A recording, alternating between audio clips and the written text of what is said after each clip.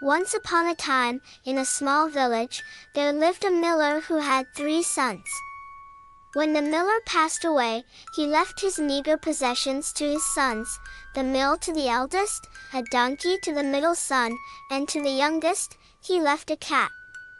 The youngest son, feeling quite disheartened, wondered what he could possibly do with a cat. To his surprise, the cat spoke. "Do not worry, master.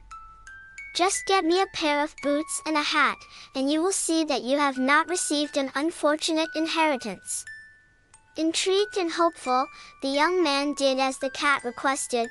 Once equipped with a fine pair of boots and a stylish hat, Puss in Boots set off on his first adventure.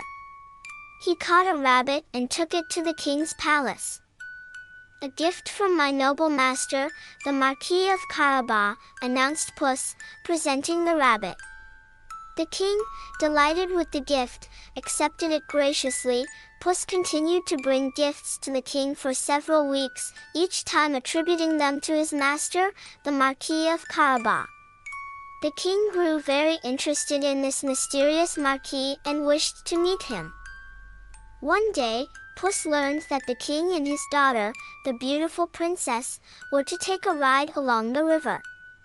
Puss quickly instructed his master to bathe in the river at a certain spot and then hid his clothes. As the king's carriage approached, Puss cried out, "Help! My master, the Marquis of Carabas, is drowning." The king, recognizing Puss, immediately ordered his guards to rescue the young man. Puss explained that thieves had stolen his master's clothes. The king, eager to meet the Marquis, offered him fine garments. Dressed as a nobleman, the young man cut a handsome figure, and the princess was instantly charmed by him. As they continued their journey, Puss ran ahead to a vast meadow where peasants were working. "If the king asks who owns these lands, you must say they belong to the Marquis of Carabas, or you will be chopped into little pieces," threatened Puss. The peasants, fearing for their lives, agreed. When the king passed by and inquired, they all proclaimed that the fields belonged to the Marquis of Carabas. Puss repeated this trick with various other lands and properties until they reached a grand castle owned by a wicked ogre.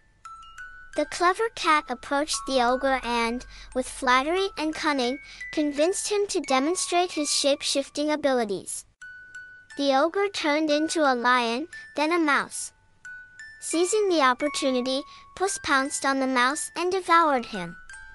Thus, Puss claimed the castle for his master. When the king arrived at the castle, he was amazed at the wealth and grandeur of the Marquis of Carabas. Impressed by his lands and his apparent nobility, the king offered his daughter's hand in marriage to the young man. The miller's youngest son, now a marquis, married the princess, and they lived happily ever after. Puss in Boots became a lord, enjoying a comfortable life in the castle, never forgetting to use his wit and charm to serve his beloved master. And so, the miller's youngest son and his clever cat lived in prosperity and happiness for the rest of their days.